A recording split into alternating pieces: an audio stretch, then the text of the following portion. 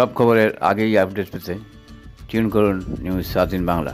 আর আমি সঙ্গে অনুপ রক্ষিত।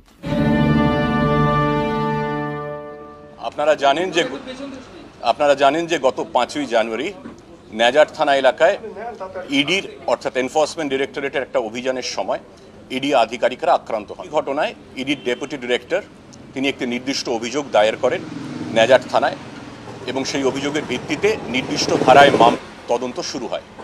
কিন্তু তদন্ত শুরু হওয়ার কিছুদিনের মধ্যেই ইডির তরফে মাননীয় উচ্চ আদালতে সেই তদন্তের ওপর এবং সেই আর্জি মাননীয় উচ্চ আদালত মঞ্জুর করেন, তদন্তে স্থগিতাদেশ দেয়া হয়।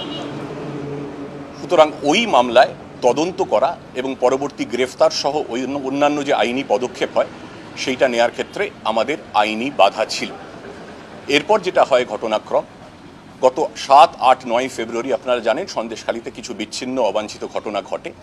সেই ঘটনা ঘটার পর থেকে এখন পর্যন্ত শেখ শাহজাহানের বিরুদ্ধে, যিনি ওই ইডির আধিকারিকদের আক্রান্ত হওয়ার ঘটনায় মূল অভিযুক্ত ছিলেন, যে মামলায় তদন্তে স্থগিতাদেশ দেওয়া হয়েছে সেই মামলা ছাড়াও আরও বেশ কিছু মামলা, একাধিক মামলা ফেব্রুয়ারি মাসে অভিযোগ জমা পড়ে, নির্দিষ্ট ধারায় মামলা শুরু হয়।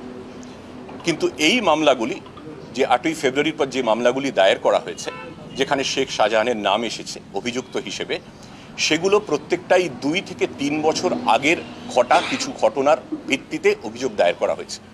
প্রত্যেকটি আপনারা নিশ্চয়ই জানেন এবং নিশ্চয়ই মানবেন, 2-3 বছর আগে যে ঘটনা ঘটে সেই ঘটনার ভিত্তিতে যে অভিযোগ দায়ের করা হয় তার প্রত্যেকটা তদন্ত শুরু হয়েছে।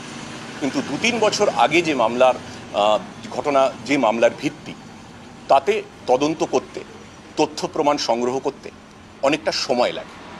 কিন্তু যে মামলার সম্প্রতি হয়েছিল, যেটার কথা শুরুতে বলেছি 5ই জানুয়ারির কথা, যেখানে আমরা তথ্য প্রমাণ সংগ্রহ করতে পারতাম এবং পরবর্তী পদক্ষেপ করতে পারতাম, সেটাই আমাদের ক্ষেত্রে তদন্তে স্থগিতাদেশ ছিল, তাই জন্য গ্রেফতার করা যায়নি।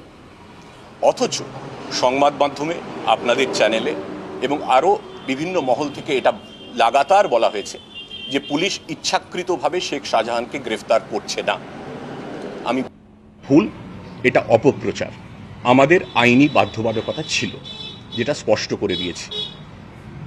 দিন দুয়েক আগে যখন মাননীয় উচ্চ আদালতের তরফে স্পষ্ট করে বলে দেওয়া হয় যে গ্রেফতারির উপরে কোনো ধরনের বিধিনিষেধ নেই, তারপর আমরা জোর কদমে তল্লাশি শুরু করি এবং গত রাতে মিনাখা থানার বামুনপুকুর অঞ্চল থেকে শেখ শাহজাহানকে আমরা গ্রেফতার করেছি।